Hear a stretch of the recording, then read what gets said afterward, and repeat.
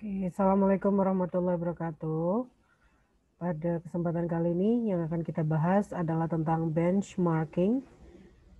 Yang nantinya akan kita bahas, nanti akan ada 2 video ya tentang benchmarking ini.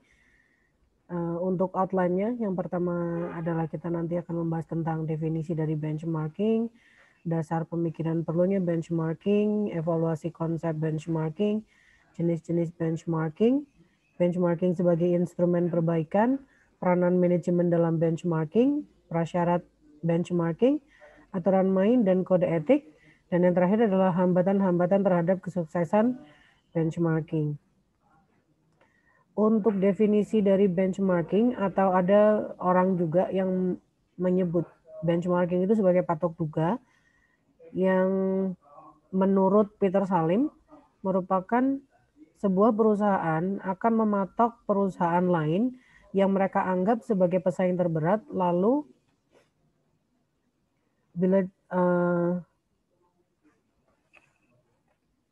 bila dibandingkan, kemudian perusahaan yang mematok itu menduga perusahaan mereka berada pada posisi setinggi apa. Jadi katakanlah begini, ketika perusahaan A membenchmarking perusahaan B, kemudian pada akhirnya si perusahaan A ini akan tahu, oh ternyata saya itu berada pada posisi yang sama dengan perusahaan B, atau lebih tinggi dari perusahaan B, atau justru bahkan di bawah dari perusahaan B, yang nantinya hasil dari benchmarking tersebut pastinya untuk perbaikan bagi perusahaan yang membenchmarking atau yang mematok tadi.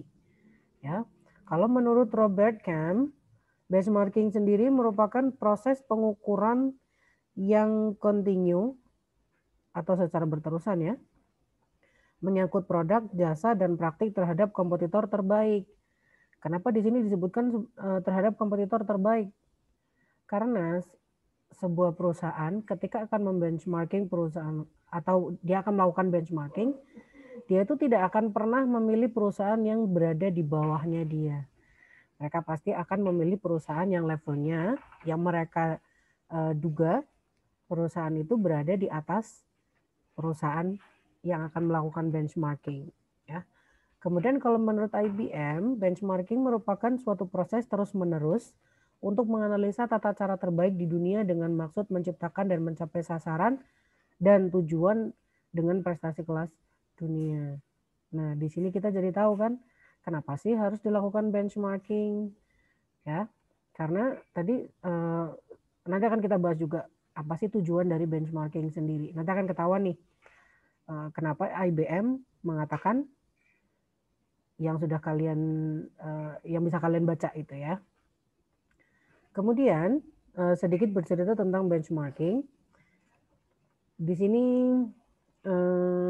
benchmarking itu awalnya konsep itu berkembang di bidang perindustrian. Pada awal tahun 1950-an, banyak perusahaan Jepang mengunjungi beberapa perusahaan di Amerika Serikat dan negara-negara Eropa Barat. Kenapa melakukan benchmarkingnya? Mengapa melakukan kunjungannya ke negara Amerika dan Eropa Barat? Karena tadi dianggapnya perusahaan yang akan mereka kunjungi itu adalah perusahaan-perusahaan yang merupakan levelnya itu di atas atau minimal lah ya selevel dengan perusahaan yang akan melakukan benchmarking ya. Kemudian tujuan dari kunjungan mereka atau Jepang ini tidak lain adalah berusaha untuk mendapatkan dua masukan, yaitu teknologi dan penerapan bisnis atau praktek yang baik ya. Kemudian masukan-masukan tadi ya, tadi kan ada dua ya, teknologi dan penerapan bisnis. Masukan itu dimasukkan dalam bentuk perjanjian kerja. Dari tahun 1952 sampai dengan 1954, tidak kurang dari 42.000 perjanjian kerja telah ditandatangani. Ditandatangani oleh siapa? Ya tadi antara Jepang dengan perusahaan yang ada di Amerika Serikat maupun di negara-negara Eropa Barat. Kemudian hampir dari semua perjanjian tersebut, tadi ada 42.000 perjanjian, berkisar tentang alih teknologi terbaik dan segala sesuatu yang dimiliki oleh negara-negara barat. Jepang menggunakan proses mengambil dan memanfaatkan untuk kemajuan industrinya. Ya. Kemudian pada tahun 1960-an, industri Jepang telah menyamai industri-industri barat. Nah, tadi di awal kita juga sudah membahas ya tentang yang tadi oleh Peter Salim itu tadi ya. Perusahaan lain akan sebuah perusahaan itu akan membenchmark atau mematok perusahaan lain yang dianggap sebagai pesaing terberat. Nah, kenapa Jepang, ini juga yang menjadi alasan kenapa Jepang mau melakukan kunjungan ke Amerika Serikat maupun negara-negara yang ada di Eropa Barat. Tujuannya yaitu untuk belajar, intinya untuk itu. Intinya adalah untuk belajar. Kemudian pada tahun 1960-an, tadi sudah disebutkan bahwa industri Jepang sudah mulai bisa menyamai industri-industri Barat. Karena tadi kan sudah belajar, sudah mengambil manfaat dari atau juga ilmu dari negara-negara di Amerika Serikat dan juga negara-negara di Eropa Barat. Keberhasilan Jepang dalam menggunakan teknologi untuk melakukan benchmarking terhadap kinerja mereka sendiri merupakan bukti reputasi mereka di dalam kancah perdagangan. Jadi mereka ada perbaikan nih. Nah, kemarin kan kita sudah bahas tentang perbaikan secara berkesinambungan ya. Jadi memang relate nih antara benchmarking dengan perbaikan berkesinambungan. Oke, kemudian setelah tadi ternyata diketahui kalau yang namanya benchmarking itu ya efektif gitu ya. Dan istilah benchmarking sendiri baru muncul pada permulaan tahun 1980-an dan menjadi tren dalam manajemen sebagai alat untuk meningkatkan kinerja perusahaan pada tahun 1990-an ya. Nah, benchmarking sendiri sering sekali disalahartikan sebagai sesuatu hal yang ilegal, tidak bermoral, tidak etis, penjiplakan atau copyright, maupun spionase industri. Kenapa ada yang mengatakan seperti itu? Kenapa bisa disalahartikan? Karena tadi ya, kalau yang dilakukan oleh Jepang terhadap negara perusahaan yang ada di negara Amerika Serikat dan juga beberapa negara di Eropa Barat, Jepang ini kan mengambil dan memanfaatkan ya, mengambil ilmu dan juga memanfaatkannya untuk kemajuan industrinya. Makanya ada yang menyalahartikan kalau benchmarking itu sesuatu hal yang ilegal, mengambil manfaat itu tadi. Padahal tidak. Karena apa? Kenapa bisa dikatakan menjadi legal? Benchmarking itu justru legal. Legalnya karena apa? Karena ada perjanjian terlebih dahulu. Tidak mungkin yang namanya benchmarking itu hanya sekedar verbal saja. Maksudnya berbicara saja. Saya mau dong benchmarking dengan perusahaan kamu. Besok ya, itu enggak. Pasti ada perjanjian terlebih dahulu antara dua perusahaan. Itu sejarahnya. Oke. Kemudian tujuan utama dari benchmarking. Nah, tadi kan sudah beberapa kali disinggung ya. Jadi tujuan utama dari benchmarking adalah untuk menemukan kunci atau rahasia sukses dan kemudian mengadaptasi dan memperbaikinya untuk diterapkan pada perusahaan yang melakukan benchmarking tersebut. Ya tadi yang dilakukan oleh perusahaan Jepang itu, mengambil dan memanfaatkan dari perusahaan yang di benchmarking. Tujuannya untuk apa? Untuk melakukan perbaikan di dalam perusahaan yang melakukan benchmarking. Kemudian ada asas atau dasar dari adanya benchmarking menurut Pak Witra. Benchmarking sendiri merupakan kiat untuk mengetahui tentang bagaimana dan mengapa suatu perusahaan yang memimpin dalam suatu industri dapat melaksanakan tugas-tugasnya secara lebih baik dibandingkan dengan lainnya. Nah, kemudian fokus dari kegiatan benchmarking diarahkan pada praktek terbaik dari perusahaan lainnya. Ruang lingkupnya meliputi produk, jasa, proses, kinerja organisasi, logistik, pemasaran, dan lain-lain. Praktek benchmarking berlangsung secara sistematis dan terpadu terpadu dengan praktek manajemen lainnya, misalnya total quality management, corporate re-engineering, analisis pesaing, dan lain-lain. Jadi memang yang kita pelajari dalam total quality management itu bukan dia berdiri secara sendiri-sendiri, tapi mereka saling berhubung. Ya. Kemudian kegiatan benchmarking perlu keterlibatan dari semua pihak, pemilihan yang tepat, pemahaman organisasi, pemilihan mitra, kemampuan melaksanakan apa yang ditemukan dalam praktek bisnis. Jadi tidak mungkin nih satu bidang atau satu divisi dalam sebuah perusahaan, mereka pengen melakukan benchmarking, tetapi tidak disupport oleh bidang yang lain atau divisi lain. Itu akan sulit. Karena kalau kaitannya dengan total quality management, seperti kita sudah bahas sebelumnya, ketika kita melakukan total quality management ya total, berarti semuanya harus terlibat. Tidak mungkin hanya satu divisi atau top manajemennya saja atau bidang yang memerlukan itu saja. Tapi semuanya harus terlibat. Semisal begini, mudahnya begini, ketika satu divisi melakukan benchmarking dengan divisi yang sama di perusahaan yang lain, ya, kemudian dia akan menerapkan tuh hasil dari benchmarkingnya, akan menerapkan hasil dia belajar dari perusahaan lain. Ketika mereka mau mengimplementasikan supaya perusahaannya menjadi lebih maju lagi, lebih baik lagi, tapi tidak mendapatkan support baik itu dari top maupun divisi yang lain dalam perusahaan tersebut. Ya, jadi dia memang tidak bisa berjalan sendiri, gitu ya. Kemudian dasar pemikiran kenapa benchmarking itu menjadi perlu. Oke, salah satu dasar pemikiran perlunya benchmarking adalah bahwa tidak ada gunanya pengasingan diri di dalam suatu laboratorium khusus untuk berusaha menemukan proses baru yang dapat meningkatkan kualitas atau mengurangi biaya apabila proses itu sendiri sudah ada. Jadi semisal begini, kita mau melakukan perbaikan pada perusahaan kita. Kita pengen nih penjualan dari perusahaan kita meningkat. Nah, tapi kita hanya berkutat pada perusahaan kita sendiri.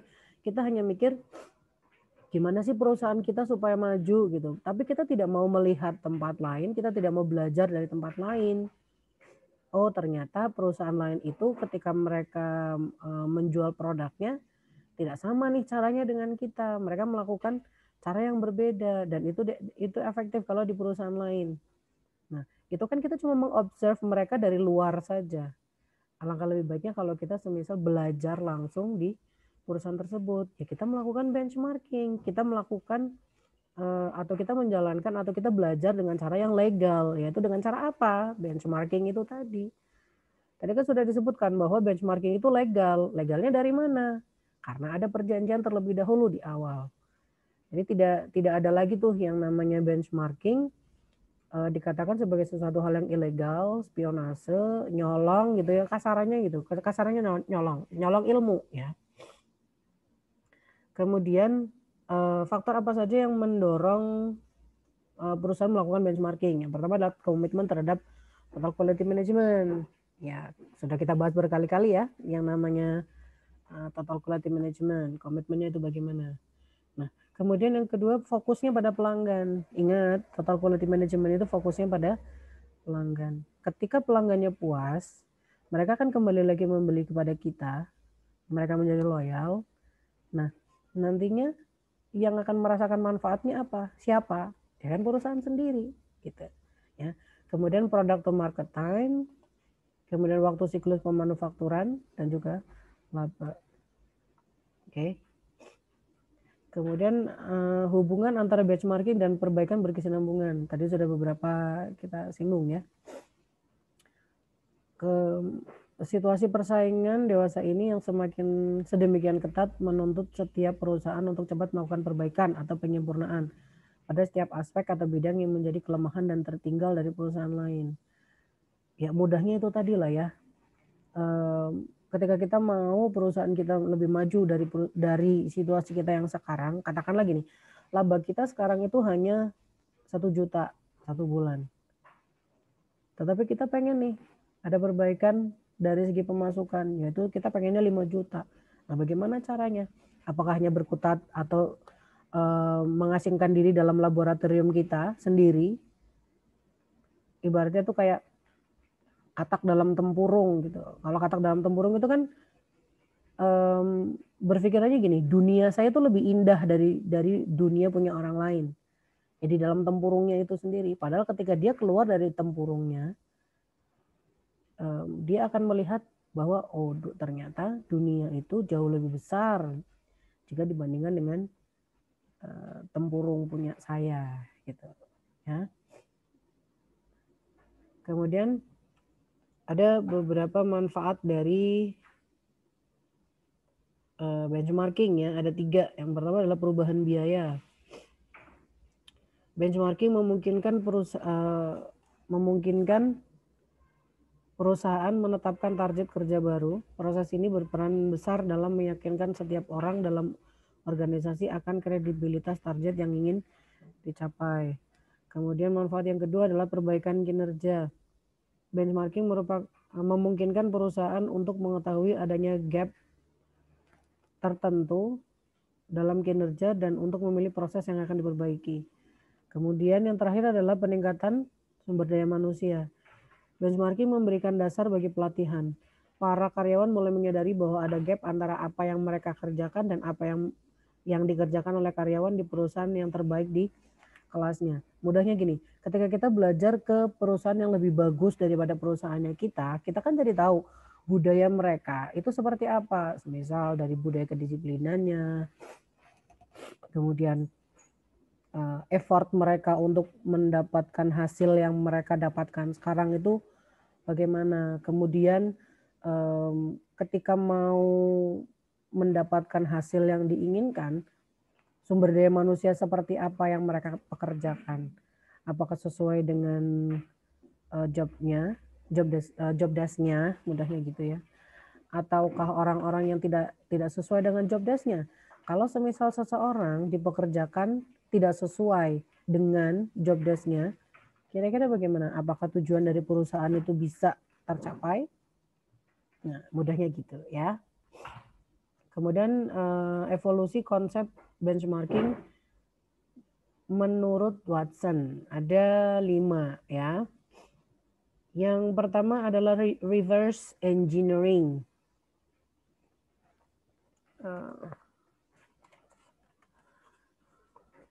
Reverse engineering ini dilakukan perbandingan karakteristik produk, fungsi produk, dan kinerja terhadap produk sejenis dari pesaing. Kemudian yang kedua, competitive benchmarking, menambah perbandingan terhadap proses yang memungkinkan produk dihasilkan adalah produk yang unggul.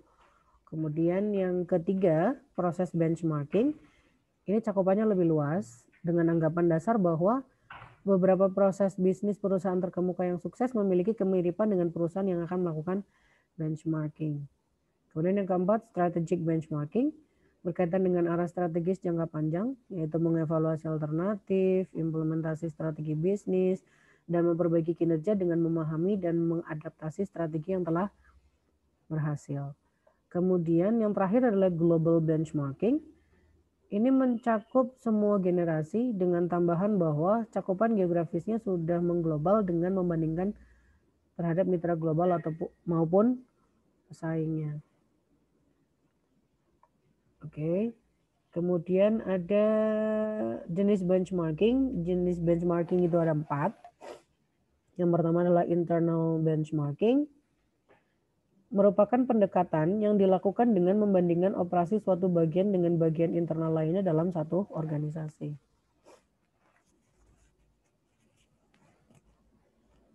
Oke, maaf.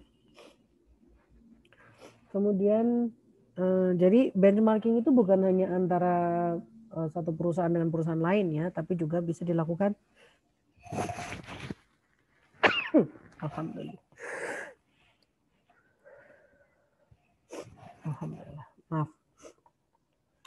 Jadi benchmarking itu bukan hanya antar satu perusahaan dan perusahaan yang lain ya, tetapi juga internal dalam perusahaan antara satu divisi.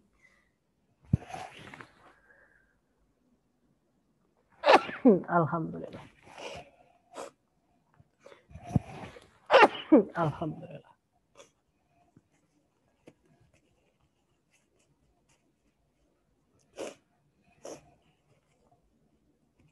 Maaf ya.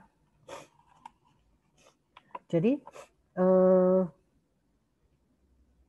tadi benchmarking itu bukan hanya sekedar dari satu perusahaan dan perusahaan lain ya, tetapi juga bisa di dalam internal perusahaan itu. Misal antara divisi A dengan divisi B gitu. Divisi A kinerjanya kalau lebih bagus, kenapa gitu. Kemudian competitive benchmarking, yaitu jenis benchmarking yang kedua.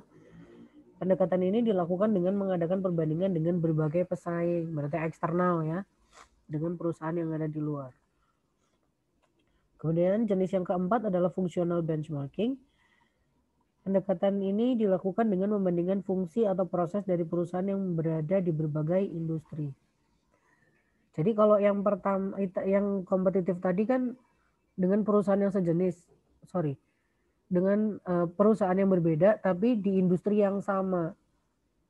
Contoh, UMPP mau melakukan benchmarking dengan Unikal, UMPP mau melakukan benchmarking dengan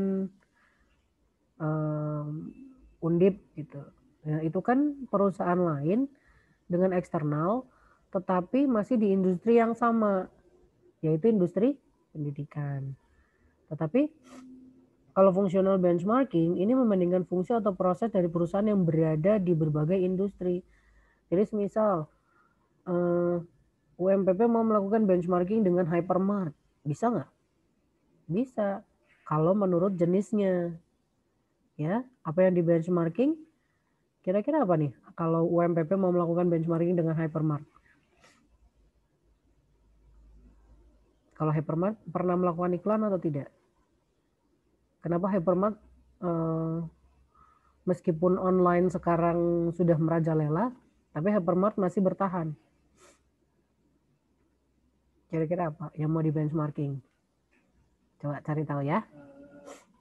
Kemudian yang terakhir jenis benchmarking yang keempat adalah generic benchmarking. Pendekatan ini dilakukan dengan membandingkan pada proses bisnis fundamental yang cenderung sama di setiap industri. Asasnya sama, dasarnya sama, punya fundamental yang sama pada setiap industri. Ya. Kemudian pendekatan dalam melakukan benchmarking.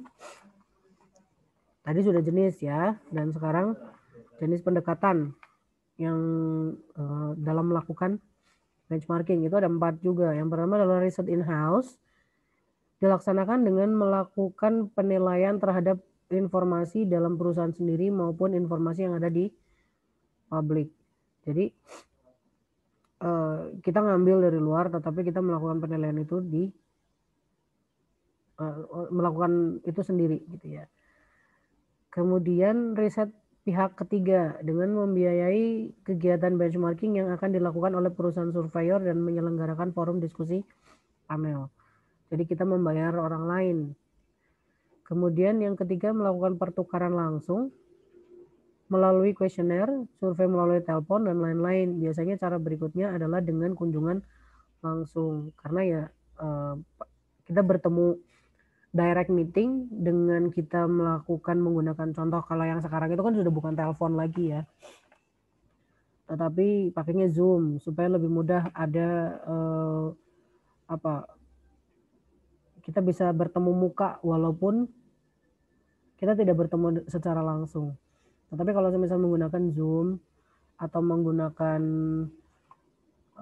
alat yang lain selain Zoom yang meeting online lain lah ya, itu mungkin dirasa kurang. Tetapi kalau dalam masa pandemi seperti ini kunjungan langsung itu tidak dilakukan, sudah cukup menggunakan Zoom ya. Kemudian yang terakhir adalah kunjungan langsung. Kunjungan langsung ini melakukan kunjungan ke lokasi mitra benchmarking dengan wawancara dan tukar informasi. Kadang kan gini, apa yang kita lihat di Zoom gitu ya, itu tidak sesuai dengan kenyataan yang ada di lapangan. Jadi tujuannya untuk melakukan kunjungan langsung ya untuk mengetahui secara langsung bagaimana di sana. Kadang-kadang kan apa yang terlihat di Zoom itu tidak terlihat tidak sesuai dengan kenyataannya gitu loh. Nah, kemudian untuk tahap proses benchmarking ini ada 14, ya cukup banyak ya. Yang pertama adalah komitmen manajemen. Kita tahu yang namanya benchmarking itu kan tidak mudah, butuh komitmen secara menyeluruh, secara total di dalam sebuah perusahaan, semua lini, semua level itu harus bersepakat seia sekata gitu intinya ya. Nah, kemudian tahap yang kedua adalah basis pada proses perusahaan itu sendiri.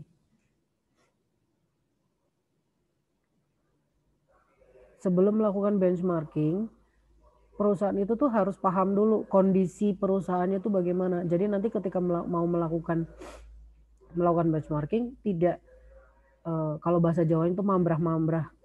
Bahasa Pekalongannya apa ya?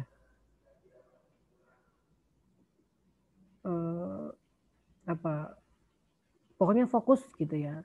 Jadi tidak semua bidang akhirnya tuh dimasuki. Tidak kalau semisal kita semisal tidak tahu nih apa yang kita semisal tidak tahu kondisi dari perusahaan kita ya, tapi kita mau melakukan benchmarking jadi ngasal gitu loh. Jadi semuanya dipelajari, padahal benchmarking yang baik itu tidak semuanya dipelajari, tetapi apa yang menjadi fokusnya, kelemahan dari perusahaan kita itu yang kita kalau kelemahan itu kan yang mau kita perbaiki gitu ya. Jadi fokusnya pada itu dulu, jangan semua bidang kepengennya dipelajari gitu ya. Kemudian yang ketiga, identifikasi dan dokumentasi setiap kekuatan dan kelemahan perusahaan.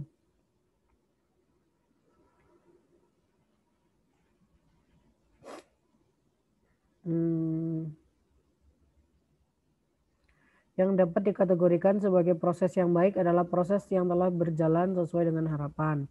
Sedangkan yang tidak memenuhi harapan dapat dikelompokkan sebagai proses yang lemah. Proses yang baik itu tidak perlu di benchmarking. Iya, lah buat apa? Gitu kan. Kalau semisal yang dianggap lemah ya itu yang perlu di benchmarking, karena itu kan yang mau diperbaiki gitu ya. Makanya tadi ada kaitannya dengan nomor 2 nih. Pahami dulu kondisi perusahaannya. Gitu.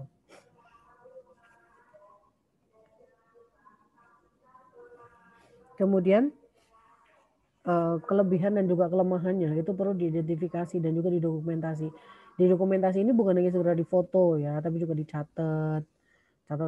Bentuk catatannya juga macam-macam, tapi itu biasanya tergantung dari personal masing-masing ya. Ada yang suka tulisan di tangan, ada juga yang sukanya direkam dan lain sebagainya. Oke, kemudian pemilihan proses yang akan di benchmarking. Tahap proses benchmarking yang keempat ya.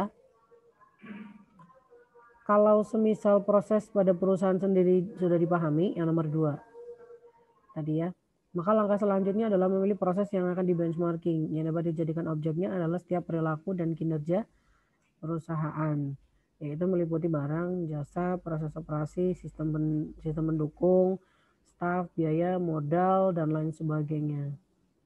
Jadi pedoman langkah ini adalah proses yang benar-benar menjadi kelemahan dan memang diinginkan untuk diubah. Sedangkan proses lainnya dapat dimasukkan dalam program perbaikan secara berkesinambungan. Kemarin sudah dibahas ya di bab yang sebelumnya. Tadi sama seperti yang di poin yang kedua, bahwa tidak semua proses dalam perusahaan itu perlu di benchmarking. Oke. Dalam pemilihan proses tersebut harus pula dipertimbangkan faktor tingkat kematangan, kualitas proses dan produk, serta tujuan bisnis perusahaan yang bersangkutan. Jadi pokoknya tidak semua proses itu harus di benchmarking. Kita harus tahu segalanya gitu, nggak perlu. Hanya yang kita butuhkan saja. Biasanya begini, yang di benchmarking itu biasanya apa yang menjadi kelemahan. Misal kita sebagai perusahaan, kita punya kelemahan nih. Jadi ya itu saja kita fokusnya. Jadi nanti ketika pengimplementasiannya pun tidak sulit gitu ya. Kemudian yang kelima, pembentukan tim benchmarking. Ini perlu tim khusus ya.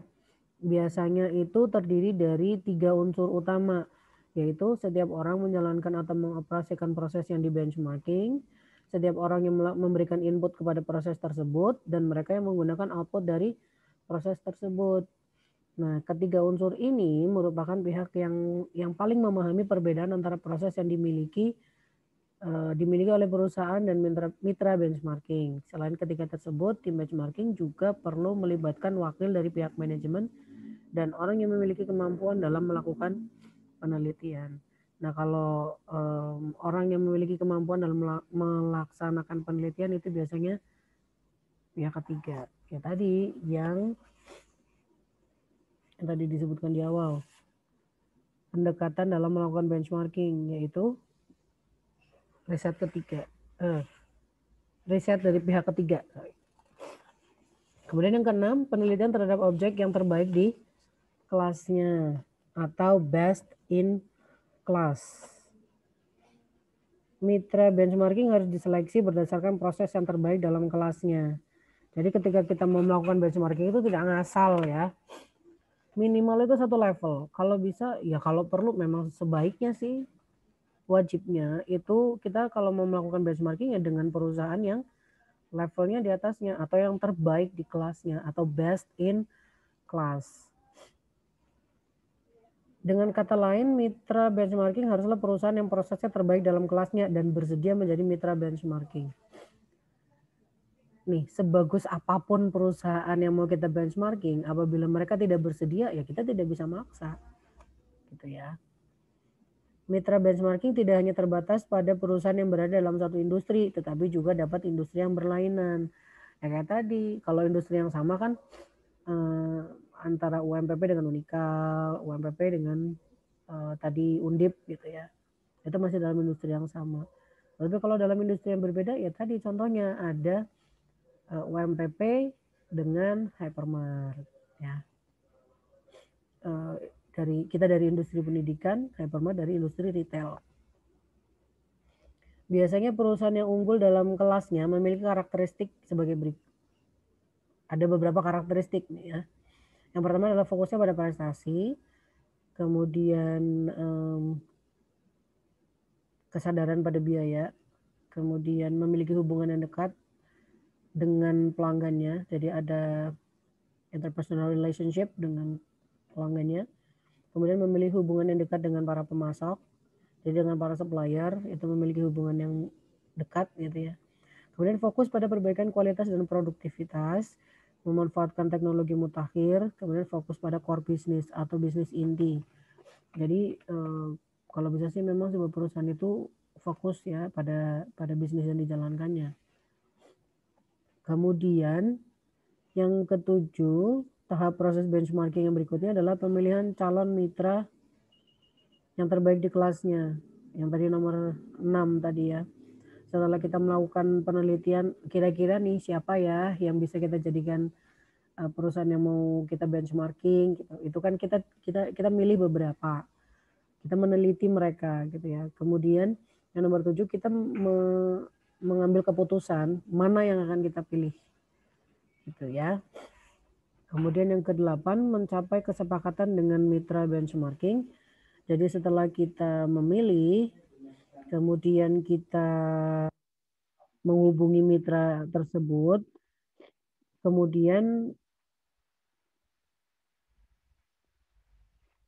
setelah kita menghubungi, kalau bisa sih ada pertemuan yang secara eksklusif gitu ya antara perusahaan kita dengan perusahaan yang mau di benchmarking. Biasanya kesepakatan yang ada bersifat informal. Ya walaupun legal gitu ya, harus ada kesepakatan, harus ada perjanjian gitu ya. Kesepakatan yang ada bersifat informal dan meliputi jadwal kunjungan antar perusahaan. Ya. Tapi bentuk informalnya itu bukan berarti apa ya, tanpa hitam di atas putih, no ya. Sorry. Kemudian yang ke-9 adalah pengumpulan data. Setelah ada persetujuan atau kesepakatan antara kedua belah pihak, maka tim dapat mulai melakukan pengamatan, pengumpulan data dan dokumentasi segala sesuatu yang berkaitan dengan proses mitranya. kita bisa melakukan proses tersebut apa yang kita butuhkan dari mitra kita. Ya, pengumpulan data bisa dilakukan dengan wawancara langsung, survei melalui telepon dan surat, dan pengumpulan data sekunder. Data sekunder ya berarti kita ngambil dari bahan bacaan ya. Kemudian yang ke-10 adalah analisis data dan penentuan gap. Gap di sini maksudnya adalah perbedaan ya. Nih, gap itu perbedaan perbedaan dalam bentuk apa? Perbedaan dalam bentuk kinerja antara proses kedua belah pihak. Perbandingan yang dilakukan dapat apa? Dapat menggunakan ada beberapa faktor kinerja. Yang pertama itu adalah pelayanan, citra, biaya modal, bahan baku, pertumbuhan pesaing, laba atau profitabilitas, pangsa pasar, karakteristik produk gitu ya. Kemudian yang ke-11, sorry, yang ke-11 itu ada perencanaan tindakan untuk mengurangi kesenjangan yang ada atau bahkan menggulingkannya. Mengungguli, kok menggulingkan? Mengunggulinya. Itu typo ya. Maaf. Misal begini, tim tersebut menyimpulkan bahwa perubahan untuk menerapkan proses baru tersebut layak, diinginkan, dapat dilakukan dan mendapat dukungan setiap pihak sehingga perlu diadopsi. Untuk mengimplementasikan proses baru tersebut diperlukan perencanaan guna meminimumkan hambatan dan gangguan selama proses perubahan dan penyesuaian. Aspek yang perlu mendapatkan perhatian di sini adalah bahwa tujuan benchmarking adalah menerapkan proses yang terbaik dalam kelasnya. Apabila tim benchmarking hanya semata-mata meniru mitranya, maka tujuan pelaksanaan benchmarking tidak tercapai. Untuk itu, tim perlu menerapkan strategi pengembangannya dalam jangka waktu tertentu. Nah, masa iya sih? Misalnya gini, kita melakukan benchmarking, kita kan jadi tahu nih posisi kita terhadap pesaing kita. Apakah sama, ataukah di atasnya, atau di bawahnya, pahit-pahitnya di bawahnya gitu ya. Nah, setelah kita tahu, oh ternyata level kita itu sama dengan pesaing kita. Jadi yang harus kita lakukan apa? Balik lagi ke tujuan benchmarking. Tujuan benchmarking itu apa? Untuk memperbaiki. Memperbaiki siapa? Ya kita. Karena kita kan tahu kita lemah. Kita lemah dalam bidang-bidang tertentu. Makanya kita melakukan benchmarking. So, yang perlu kita lakukan adalah ya kita memperbaiki. Gitu. Ya. Kalau semisal nih, eh, kita ketika kita sudah melakukan benchmarking, kita tahu ternyata untuk problem solving bagi kelemahan kita adalah oke, mungkin bisa disamakan dengan perusahaan pesaingnya atau perusahaan yang kita benchmarking. Tetapi kan tidak bisa kita sama persis dengan yang mereka lakukan. Kalau semisal sama dengan yang mereka lakukan, berarti kita nantinya kita menjadi satu level dengan mereka, ya akan menjadi percuma. Kan kalau bisa kita mengungguli mitra kita kalau bisa, gitu ya. Kemudian tahap yang berikutnya atau yang ke-12 adalah implementasi perubahan.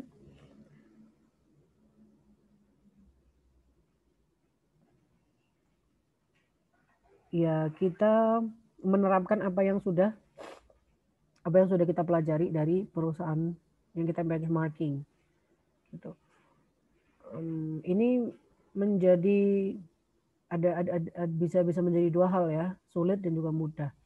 Akan menjadi mudah karena apa? Kita asumsinya itu perencanaan itu kan sudah dilakukan dengan cermat dan pelaksanaannya sudah sesuai dengan rencana. Yang perlu diperhatikan adalah diterapkannya prosedur baru mungkin membutuhkan waktu untuk bisa menjadi kebiasaan. Nah, ini yang menjadi tidak mudahnya. Karena begini, contoh ya, tadi kan ada disebutkan budaya ya. Bentar, ada di slide manfaat benchmarking. Ada perubahan budaya. Ketika kita mau menjadi sukses, budaya apa dari pesaing kita yang menjadikan mereka sukses? Dan budaya itu yang kalau bisa kita implementasikan dalam perusahaan kita. Bukan hanya sekedar kita tiru ya, tetapi juga diimplementasikan dengan baik. Nah, semisal begini, budaya dari perusahaan kita itu kurang disiplin gitu semisal. Sedangkan perusahaan yang kita benchmarking disiplinnya luar biasa, administrasinya bagus, pencatatannya oke gitu ya. Untuk merubah budaya dari yang tidak rajin menjadi rajin, dari tidak disiplin menjadi disiplin, kemudian dari tidak rapi menjadi rapi gitu ya, itu kan akan sulit gitu ya.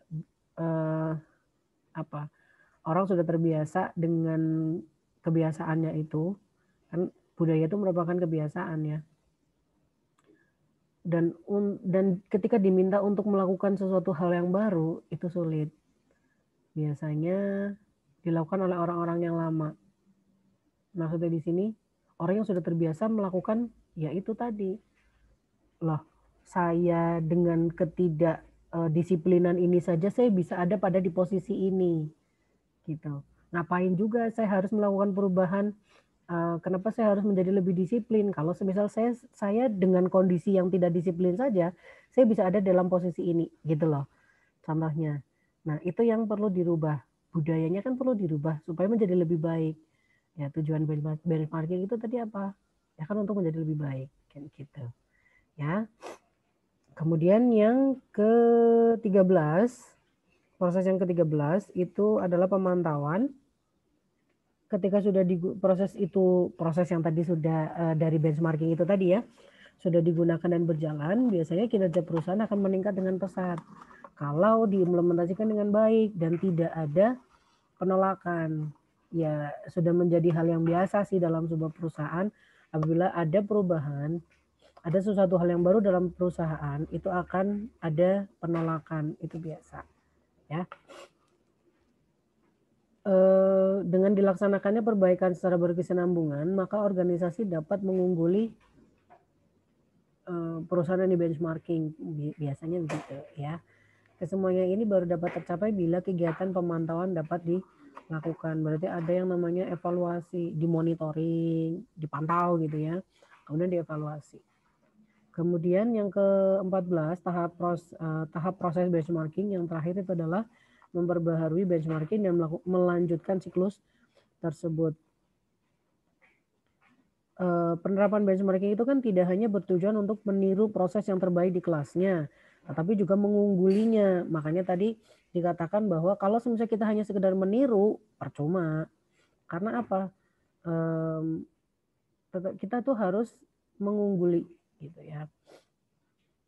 Sehingga bisa menjadi terbaik di kelasnya. Hal ini harus dilakukan karena perusahaan yang terbaik di kelasnya saat ini juga akan mengembangkan diri dan memperbaiki prosesnya. Mudahnya begini, ketika kita mau melakukan benchmarking, perusahaan kita tuh ada di sini. Kita mau melakukan benchmarking itu dengan perusahaan pesaing yang posisinya ada di sini. Ketika kita melakukan benchmarking, kita menjadi lebih baik, kita jadi di sini. Jadi lebih tinggi dari perusahaan yang kita benchmarking. Tetapi ketika kita sudah unggul daripada perusahaan pesaing, apakah mereka akan tetap ada di bawah? Ketika kita melakukan perbaikan diri, apakah mereka akan tetap ada di sana? No. Ketika kita melakukan perbaikan diri, mereka pasti juga akan memperbaiki diri. Jadi posisinya nanti akan seperti ini. Pesaing akan tetap lebih tinggi dari kita. Atau ketika kita tadi memperbaiki diri, dia juga memperbaiki diri, ya kita naik, dia juga ikut naik. Karena kan tidak mungkin nih. Mereka akan tetap berada di posisi yang sama seperti sebelum kita benchmarking. Gitu loh. Ya. Jadi benchmarking itu perlu diperbaharui pada waktu-waktu tertentu dan terus berhubungan dengan perusahaan yang terbaik di kelasnya. Jadi perusahaan harus tetap melakukan perbaikan berkesinambungan pada proses-proses terbaiknya dan mengkonsentrasikan benchmarkingnya pada proses yang merupakan kelemahannya. Yang kita anggap kelebihan kita mungkin saja di masa yang akan datang akan menjadi kelemahan kita. Karena apa? Kita terlalu fokus pada kelemahan, ya. Hal penting yang berkaitan dengan tahap proses benchmarking yang ada 14 ini, ada beberapa hal penting ya yang harus kita perhatikan. Yang pertama adalah benchmarking itu membutuhkan komitmen, partisipasi, dan dukungan dari manajemen puncak. Tadi sudah saya katakan bahwa benchmarking ini tidak hanya bisa dilakukan oleh satu divisi atau satu bagian atau beberapa saja, tetapi keseluruhan gitu ya. Kemudian suatu organisasi harus bersungguh-sungguh memahami prosesnya sendiri sebelum berusaha melakukan benchmarking. Pahami diri sendiri dulu, kelemahannya apa, keunggulannya apa, atau kekuatannya apa gitu ya. Bisa menggunakan matrix SWOT ya. Jadi ketika kita mau melakukan benchmarking itu tidak tidak mambrah-mambrah itu tadilah. Kita fokus gitu ya. Kemudian proses yang harus di benchmarking adalah proses yang paling membutuhkan perbaikan. Yaitu apa ya, kelemahannya kita. Makanya tadi disebutkan bahwa kalau kita mau melakukan benchmarking dan perusahaan lain, ya kita harus tahu dulu yang kita butuhkan. Yaitu kelemahannya kita itu ada di mana. Makanya kita akan lebih mudah untuk melakukan perbaikan. Gitu ya. Kemudian tim benchmarking harus melibatkan operator proses. Benchmarking yang baik adalah melakukan perbandingan dengan yang terbaik di kelasnya, bukan terbaik dalam industri. Oke. Kemudian jangan terburu-buru menerapkan proses baru atau perubahan tanpa perencanaan yang cermat dan teliti. Belum selesai nih dianalisa, sudah langsung mau diaplikasikan. Nanti bakal lebih banyak kontranya. Atau banyak yang nolak nantinya. Kemudian jangan puas dengan gap 0, tetapi usahakan untuk melampauinya. Semisal nih, perusahaan kita kan tidak tahu nih, kita hanya menyangka perusahaan pesaing itu terbaik di kelasnya. Makanya kita mau melakukan benchmarking dengan perusahaan tersebut. Setelah kita benchmarking, kita kan tadinya kan tidak tahu nih, ini pesaing. Kita tadinya tidak tahu nih posisi kita ada di mana. Ya, kemudian setelah di benchmarking ternyata posisi kita ada di sini, sama gitu ya. Apakah kita sudah cukup puas dengan hasil tersebut? Jangan ya. Kalau bisa kita tetap harus mengungguli gitu. Kan ketika kita tahu ternyata kita level kita sama nih, ayo kita melakukan perubahan yang lebih baik supaya menjadi lebih baik. Jadi kita bisa lebih unggul daripada perusahaan yang kita benchmarking ya. Kemudian pantau secara cermat setiap proses baru atau perubahan proses. Jadi harus ada monitoring. Kalau bisa harus ada evaluasinya supaya tahu nih benchmarking itu sudah berjalan dengan baik. Kemudian implementasi dari benchmarking itu sudah berjalan dengan baik atau sesuai rencana ataukah belum gitu. Kemudian benchmarking itu bukan hanya satu proses saja, tetapi terus dilanjutkan. Kenapa?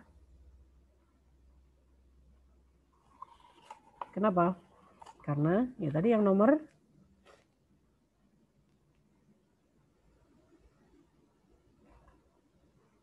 14.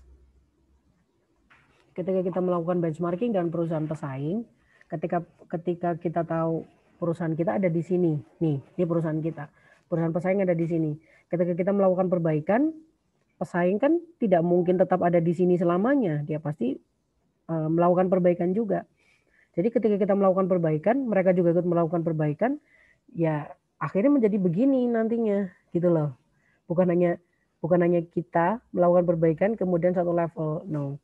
Karena perusahaan pesaing atau perusahaan yang kita benchmarking itu pasti juga akan melakukan perbaikan juga, gitu ya. Part 2 dari benchmarking akan saya bagikan segera. Untuk yang part 1 ini saya akhiri. Wassalamualaikum warahmatullahi wabarakatuh.